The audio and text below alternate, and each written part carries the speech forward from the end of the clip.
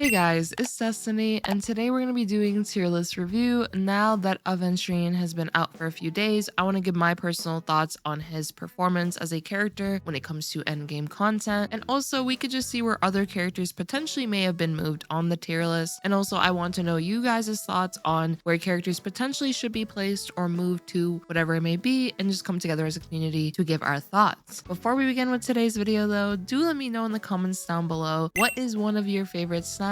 For me personally, I am a huge fan of Kit Kats, which some of you may know that. And if you guys do enjoy this video, do make sure to subscribe, leave a like, support the video. And before we carry on, I need to tell you guys about some super exciting events that can allow you to win free gaming consoles and Amazon gift cards just by playing Raid Shadow Legends. I also wanted to say thank you to Raid Shadow Legends for sponsoring today's video, and I even started a secondary channel that features my Raid Shadow Legends journey. Raid Shadow Legends is currently having two new exciting events, one of them being the Spring Hunt event, which features a spring minigame where users can win gaming consoles and up to 10k in Amazon gift cards. Simply download Raid using my link in the description, which will also give you a bunch of goodies to start off your Raid journey. Head to springhunt.plarium.com, enter your Raid ID, and join the competition. Raid is also celebrating community weeks, which are dedicated to Raid players, and it's a 6-week-long celebration. Raid is giving everyone a legendary champion, which is Adelyn, and a promo code to all users. Adelyn is great at placing debuffs onto enemies while bypassing the block debuffs buff. Personally, I'm enjoying the combat in Raid Shadow Legends, the arena mode in the game, and much more. And I also have a clan in Raid Shadow Legends called Moon's Loomies, so feel free to join up. Lastly, it does help me if you guys do download the game with my link, and also make sure to check out my secondary channel as well. Now, let's carry on with today's video. So as you guys can see, we're on the Pridewin tier list, which we're just going to take a look at what has changed. Also check out the change log as well. So we're going to take a look at that to see the justifications for some of the characters potentially being moved, or where even Aventurine himself was placed. So if we were to just take a quick look, we're actually going to start off with sustains for today's video since he is a sustaining character. And as we can see, he is actually in the S+ tier alongside Xuan. If I were to hover over him real quick, he is S+ in MOC and in Pure Fiction. And honestly, I do definitely think he is worthy of the S+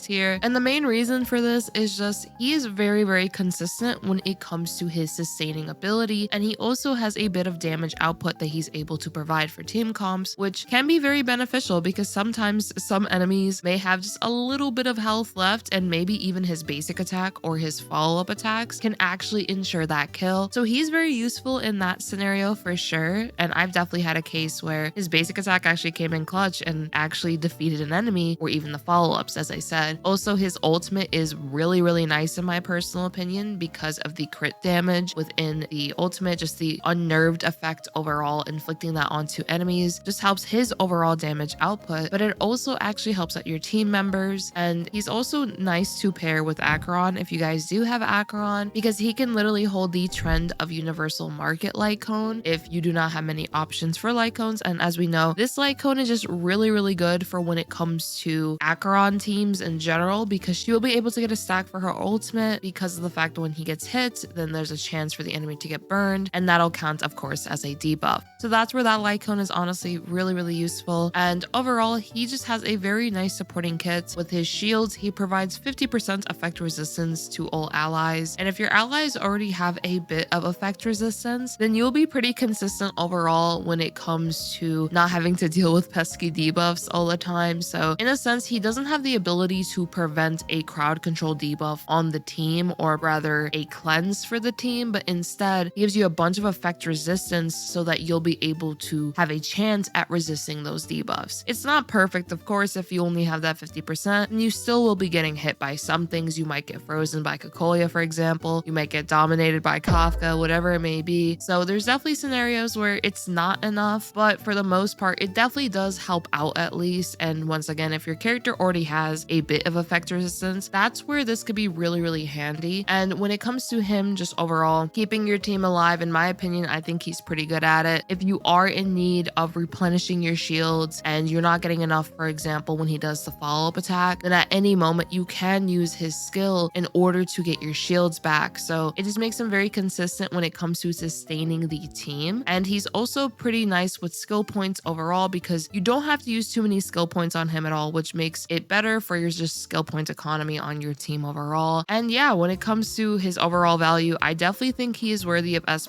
I can definitely agree with him being beside Fu Xuan. There's some comps, of course, where you'll want him potentially over Fu Xuan. For example, in a follow-up-centric team, he definitely excels. I recently actually just showcased him alongside Dr. Ratio and Topaz just to show like how many follow-ups can just happen overall. And it's quite a lot just by how good he synergizes with follow-up attackers. And of course, Fu Xuan is an incredible character as well. She provides, of course, as we know, the crit rate. She provides the damage mitigation, and she's just really good for keeping the team alive also. And I still personally think, and I've mentioned this in my previous tier list, I still kind of think that Huohuo should maybe be an S+ or can be a consideration because I personally do think that the energy and the attack that she provides is very valuable, especially when it comes to like damage over time teams. I just see her being really, really nice when it comes to these types of team compositions. And I personally like using her on a lot of my teams, honestly, because that extra energy can potentially allow you to do a rotation that you weren't able to do before. So I think that's where she can potentially be considered for S+.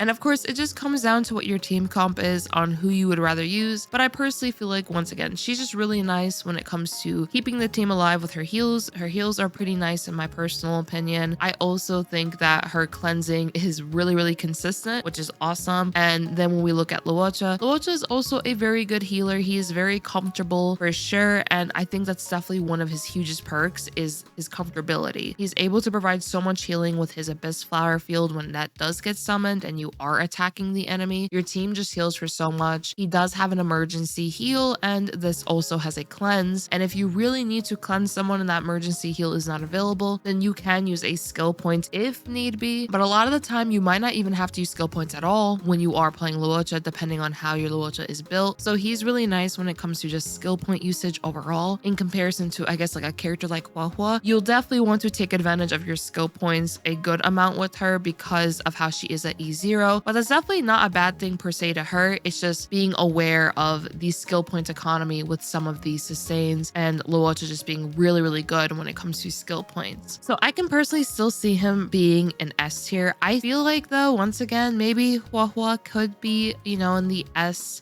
alongside Fu Xuan and Aventurine here. You guys can let me know. Do you guys feel like she should be in S+, or do you guys think she should honestly just stay in S tier? And do you guys also think that her and Luocha are in the same playing field with the benefits that they provide? And when we look at the rest of these sustains, in A tier, we do have Gallagher and Lynx, which from my last tier list review, I did review it before Pride One actually updated it. I believe they updated it actually like once or twice, if I'm not mistaken, after Acheron came out. When Acheron came out, they updated the tier list, and then I think they updated it again because of Gallagher. Gallagher, I think, was actually in B tier, and then they bumped him up to A tier. I definitely can agree with him being in A tier. I do think he's a very, very nice sustain. Him abusing, or rather taking advantage of, the break effect stat the way he does is really nice, just to have more outgoing healing. And this can actually allow his damage potential to be there, honestly, because I've seen some Gallaghers definitely hit a good amount of damage when they do break an enemy. So Gallagher definitely has a unique niche. He's pretty nice with a character like Acheron as well because of how he's able to inflict the debuff with his ultimate, and then when he uses that enhanced basic attack, that also inflicts a debuff as well. So you're basically getting 2 debuffs back to back on the enemy, which results in 2 stacks for Acheron. So he's definitely really nice there. In some cases though, I would probably just use the preservation class character instead personally because of the trend market light cone, but that's just me. I do think though, once again, he's just really, really good for Acheron teams and numerous teams in general, and he definitely fits his own role within his niche. And for Lynx, I really like Lynx, especially when it comes to pairing her with a destruction class character like Blade, for example. That's a pretty nice combo for sure. I like how Lynx is able to cleanse the team, heal a decent amount. So overall, I think Lynx can stay where she is. And I'm not really sure if I would per se say that Bailu and Japard should be in B tier, because a really built out Bailu definitely can keep your team alive, and her heals are a good amount. Granted though, the MOCs have definitely been getting harder, and it may take a bit more healing power at times for sure. Japard's pretty nice with his shields and, you know, him freezing, but the only issue is now that we have Aventurine here, who is very, very consistent with his shields, he does kind of, in my personal opinion, outshine Japard a bit. And And it's not to say Japard's bad. Japard is an amazing character for sure. But I will say after playing both of these characters and just,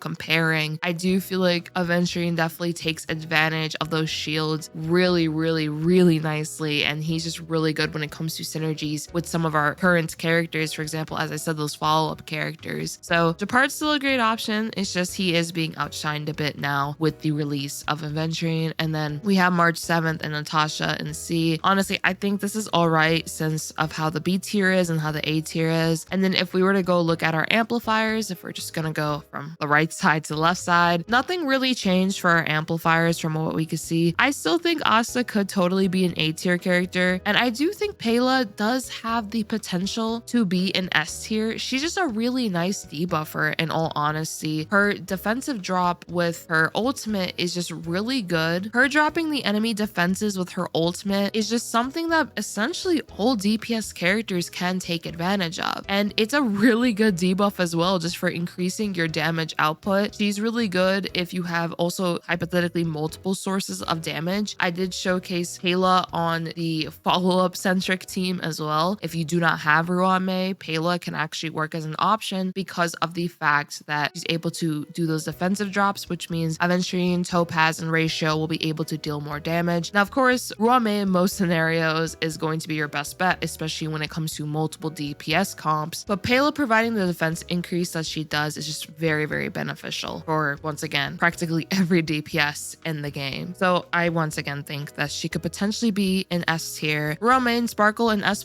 I think this is perfectly fine. Both of them are incredible buffers. Bronya and S tier, Silverwolf and Tingyun, I think they could stay in S tier. The implant from Silverwolf, in my opinion, has been getting really, really valuable, especially with these MOCs that we have been playing. Not to say her implant wasn't valuable before, but it's definitely shining a lot more now, in my personal opinion, especially now with Acheron. Silverwolf and Acheron is just such like a nice pairing together. And then when you are fighting that freaking dinosaur, he's just really annoying to deal with. And I found that Silverwolf is pretty nice for dealing with him because you're able to implant a weakness onto him. And if you have multiple elements on your team, this is just very useful for being able to wither down that dino's toughness meter, which allows you to actually deal a bunch of damage to that dinosaur. So Silverwolf is an incredible option as of lately, in my personal opinion. So I could definitely see her staying in S tier. I think Tingyun is 100% worthy of S tier. She's great for the energy she provides, the damage bonuses, and the attack bonuses. Bronya is honestly Bronya. She's great. I always have loved playing Bronya, and I think majority of players do enjoy having Bronya because of the advanced forward she's able to give, the damage increases, and much more. Still think Asta could be an A tier though. Like hypothetically, if they move Pela to S tier, I'm sure like you can move Asta to A tier. I think Asta is honestly kind of slept on a little bit because she does provide speed manipulation, which I mean in endgame is very valuable, especially if you pair her with Dance. She's able to allow your team to cycle more, or rather get more turns within cycles, and it's just very valuable. She also gives attack buffs, which is pretty nice. Once again, A for Asta. I say it almost every tier list. I think that this character could definitely be worthy of A tier. And then for the rest, I mean, hypothetically, if Asta goes up to A, Hanya could debatably go up to A as well. Her burden effect is very useful. If you do not have Sparkle on your account, Hanya is pretty nice for that purpose as well, just for, the additional skill points, the buffs that Hanya is able to give. And then with Yukong, personally, Yukong is a really weird character in my opinion, not because of like her kit per se. It's just she does require a good amount of speed tuning, but when you really are able to take advantage of the benefits that Yukong's kit does give, I feel like she could definitely shine in some team comps just because of how much attack she's able to give, how much crit rate and crit damage she's able to provide. So if your crit ratios aren't, let's say, the greatest on some of your DPS characters, she could definitely help shoot that upwards, especially if you don't have characters that can provide much crit rate or crit damage for the team. Yukong, I've noticed, has been appearing way more in a lot of hyper carry comps as of lately where there's no sustain because of the buffs that she's able to provide. So Yukong has her own niche for sure. I don't think she's, a bad character. She just takes a lot of work, I feel like, to make her really, really nice for your comps, especially that speed tuning for sure. Now, if we go to the specialist here, Kafka is an S+. Now, I've personally said this before, I still kind of feel this way. I feel like Black Swan could potentially also be an S+. I feel like Black Swan is such a strong character because she's able to provide defense drops, which I went over why Pela is very valuable for that reason. And while Black Swan does not defense drop as much as Pela does, it's still a good amount for sure. Black Swan is also able to abuse her Arcana, which allows you to have a nice source of damage output on your team comp as well. And overall, when it comes to like just damage over time teams, or even just using her as someone who can inflict damage as well as someone who can provide defense drops, she's just really, really valuable in my personal opinion. I can personally see her potentially being an S+. Kafka being an S+ is totally viable for sure. She's amazing when it comes to damage over time teams, and her future value in my personal opinion is very, very high because of how she synergizes so well with damage over time teams being able to detonate that damage over time. Topaz I can see in S tier. She's really nice when it comes to follow-up-centric teams for sure. Plus, honestly, who doesn't love Numby? Numby's adorable. And then when we go to our A and B tier, I still feel the same way I did before. I feel like Gwenifin needs to be bumped up to A tier. Her Fire Kiss is just really, really nice, and then she's also able to burn. And if you do have, you know, a good amount of break effect on her, her breaks can deal a decent amount of damage for sure. And she's just a really nice character overall in my opinion. So I feel like she should be with her damage over time family of Luca and Sampo. And then we have Xueyi. Xueyi has been kicking butt lately. I've seen a few showcases and I really wish I had an E6 Xueyi. I don't at the moment, and I'm so sad by it because Xueyi is so good in this current Memory of Chaos because she just is really good at handling that freaking dinosaur I mentioned before. Xueyi, definitely, if you guys do have an E6 version, I would honestly recommend building her. She's really, really powerful in my personal opinion. I don't know if I would say she is the S tier. I wish there was an A+ tier, because if there was an A+ tier, I would 100% put her there. But right now, I would say she could be worthy of the A or A+ tier for sure. She's just really, really good in this current Memory of Chaos, in my opinion. Welt definitely has his own niche. I think Welt is really good too. I mentioned earlier speed manipulation with Asta, but in Welt's case, what he's really nice at is just delaying enemies. If you have him and Ruan paired on a team, then I like to call this a delay party because enemies are delayed by so much that your main DPS more than likely can just wipe the floor with that enemy before they even get to touch you, which allows you to do a no sustain team, if you will, by Welt and Ruan being your sustain. Of course, though, if you do not have Ruan, you could still use Welt as, I guess, a pseudo sustain or no sustain, if you will. I've noticed though, if you do not have Ruan with Welt, it is a little more difficult at times, just because it ultimately depends on how many times you are getting hit, how beefy are the enemies, because if you can't wipe them out, then it becomes a race of like who's gonna beat who. But Ruan definitely helps with that because of the additional delay that she's able to provide. Then we have Sushang and Trailblazer in C tier. Honestly, if they moved up our B tiers right here, I feel like our C tiers can maybe move up to B tier. And lastly, we have our damage dealers. We have Acheron, Honkai, and then Jingliu and S+. I think all of these DPS characters are incredibly powerful, and I can 100% see them being an S+.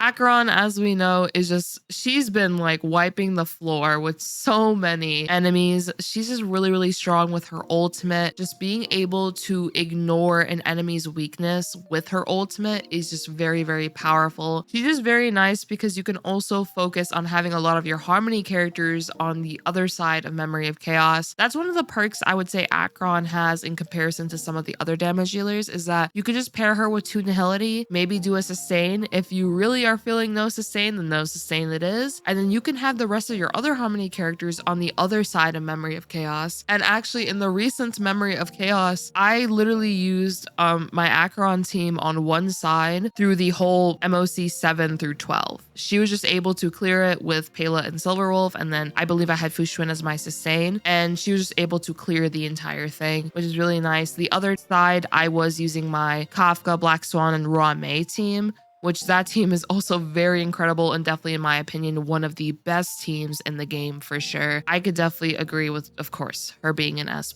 Don Hangayel is just really nice. Him and Sparkle is such a nice pairing to play with because he's going to be able to do his maximum enhanced basic attacks very, very frequently. Even if you have some mistakes here and there with your skill points, Sparkle is still able to provide Don Hangayel a lot of comfortability with her skill kit, which is why I also agree that she is an S+. plus, or why she should be an S plus rather. And then for Jingliu is just of course very, very strong, definitely one of our best damage dealers in the game. And she's also, in my opinion, when it comes to endgame content, she's pretty easy to build as well because of how much crit rate she's able to provide herself. So that's always been a benefit, I would say, for Jingliu for sure. Now for the rest of our damage dealers, we have an S tier Dr. Ratio, Jingyuan, Xingxue, and Seele. I feel like all of these damage dealers are very, very strong in their own right. They definitely have their ideal team comps, and I've definitely been enjoying Dr. Ratio quite a bit as of recently. He's just a really nice single target damage dealer. His follow-up attacks are really, really nice as well. Xingxue, she's up to debate a lot of the time because of, you know, her gambling nature, but I do think her damage can be worthy of the S tier. I'm personally a huge fan of her, but of course, if you get very unlucky with her, it's unfortunately kind of rough at times. So I would say that's definitely one of her cons, if you will.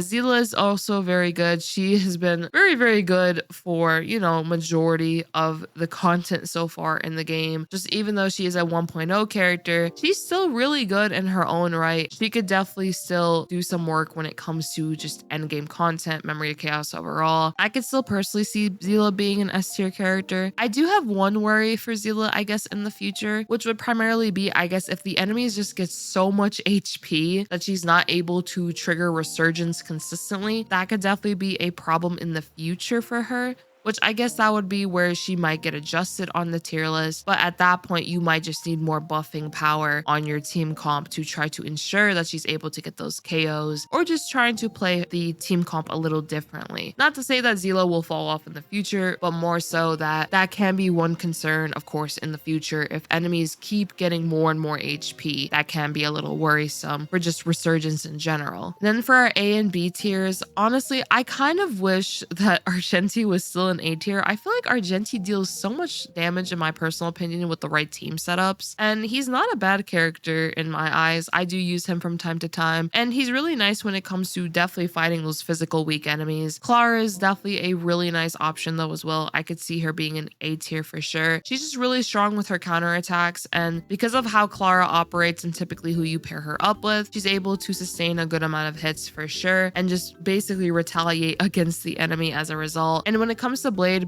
in my opinion, can be an A tier character for sure. He's just really nice when it comes to his follow-up attacks. Being able to have a large amount of HP allows him to, of course, have a good amount of self-sustainability. He's also able to regenerate his own HP from those follow-up attacks, even his ultimate, depending on where your HP is at when you use your ultimate. So I think his skill kit definitely maybe could even improve in the future, depending on what future characters we do get. Blade, in my opinion, is just a nice character, and he definitely provides, in my opinion, a good amount of comfortability as well as decent damage for sure. As for Serval, I feel like Serval is a really, really slept on character at times as well.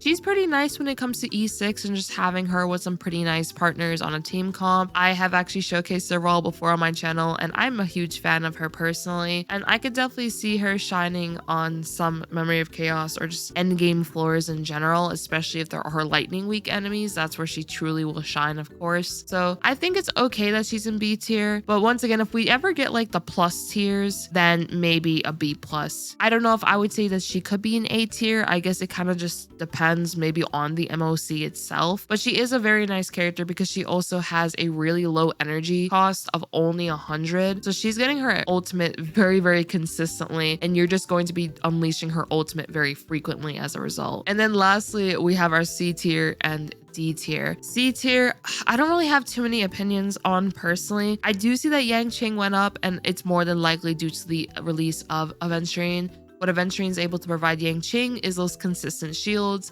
which means that he's able to take advantage of his skill kit even easier now, which can definitely allow him to be bumped up from the D tier to the C tier. And if I'm not mistaken, that's also what the changelog mentions. Yeah, he went up because his entire kit revolves around playing while being shielded. Basically, he doesn't want to get hit, or at least lose his HP. So with the release of Aventurine now, Yangqing has far more consistent access to shields. So that's why, oh my gosh, this is such a long log.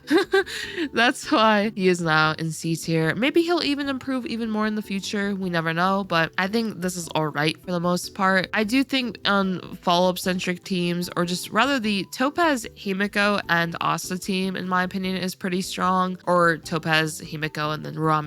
I could potentially say Himiko Xueyi still being a B character, but I can understand why she has gone down. The enemies, in my opinion, have definitely gotten beefier, so it definitely makes it rough at times because, you know, the damage output for some of our characters might just not be adequate enough at times. But I've definitely seen some pretty strong Himikos, so she could potentially maybe be in B tier, but if not, then I guess the C is okay. She has her own niches for sure, which, as you guys can see with Pure Fiction, she's an S tier, so yeah. And the rest of the tier list I think is alright in the most part. I agree with a good amount of the placements. I would probably move a couple of characters perhaps. For example, once again, the Pela, maybe the Asta. It just kind of depends, honestly. But I'd love to know what all of you guys think. And if you guys think some of these characters, as you guys can see, should be moved around, or do you guys think that they are actually in decent placements? Just be sure to let me know in the comments down below. But that'll be all for today's video. I do hope you guys enjoyed. This was definitely a longer tier list review than usual. I kind of just wanted to share my thoughts on a lot of characters this time, rather than only going over, you know, the new release. Because sometimes this will be my first tier list review that someone will see. So maybe they want to know my thoughts on everyone. And I tried to keep it brief per character, so this video didn't end up being like an hour long. But if you guys have any further questions on maybe my thoughts on characters when it comes to their future value or just their value currently, I would love to answer any of those questions if you guys have them. And if you guys did enjoy this video, do make sure to subscribe, leave a like to support the video as well. And I hope to see you all next time. Peace.